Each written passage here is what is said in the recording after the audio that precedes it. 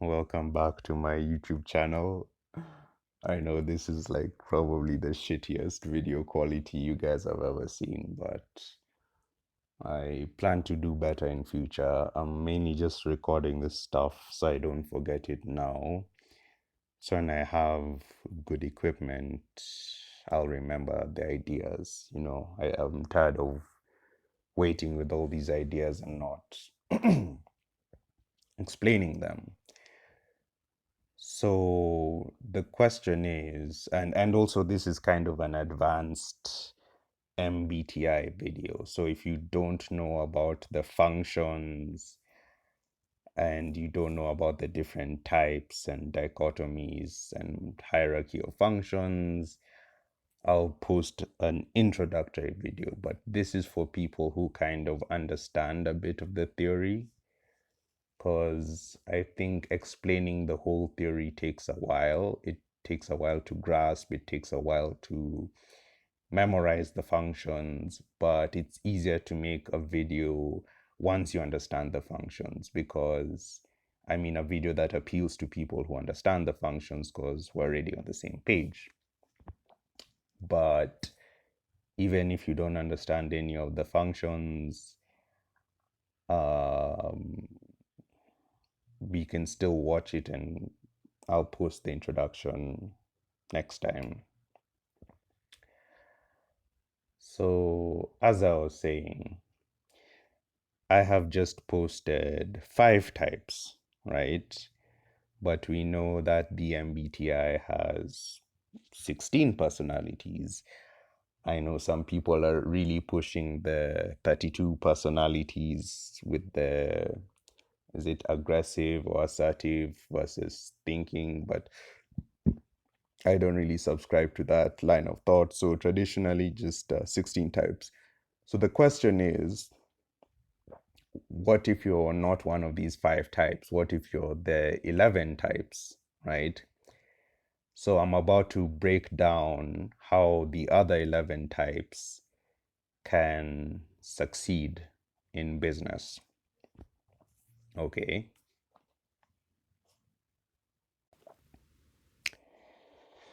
All right. So first up, with the rest of the personality types, we have the INTJ and INTP.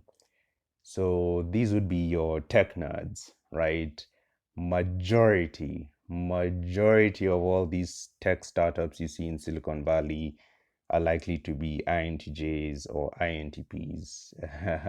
I tend to think, I'm a bit biased, so maybe I'd say more of them would be INTPs, but I would say it's probably an equal split. So, traditionally, business was very difficult for them. It was very difficult to succeed in the business world if you're an INTX. So that's, J or P.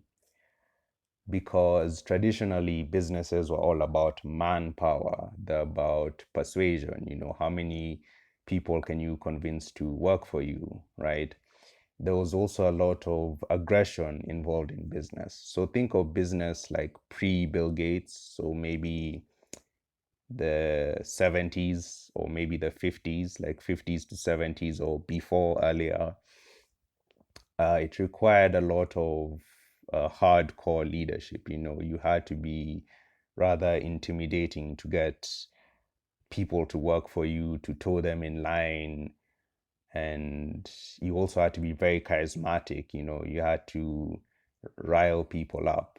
But these days with technology, it's a lot easier, because one, in the technological field, people tend to be a bit more quote unquote civilized, in the sense that it's a high skilled job, right? So I've watched Undercover Bosses, and there was a manager who went to see how one of their restaurant chains was doing. And one of the workers there, either the cashier or waitress, absolutely hated the place. Like, they hated the place. they were taking breaks, and they literally only did it for the money. So sometimes there's certain careers people gravitate to less out of passion, more out of necessity. And if they can find a way to get paid without doing their job, they will. I'm not saying all waitresses are unethical or that. I'm just saying it's less common to find someone who is a computer programmer who's doing it because it's the easiest way to get money. Like, I think they're more passionate and they actually want to do it.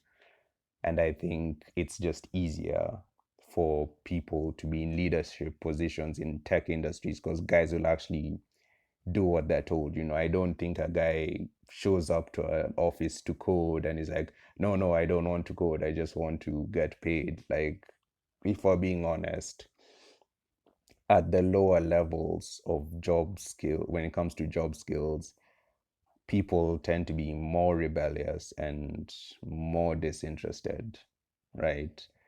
Because no one really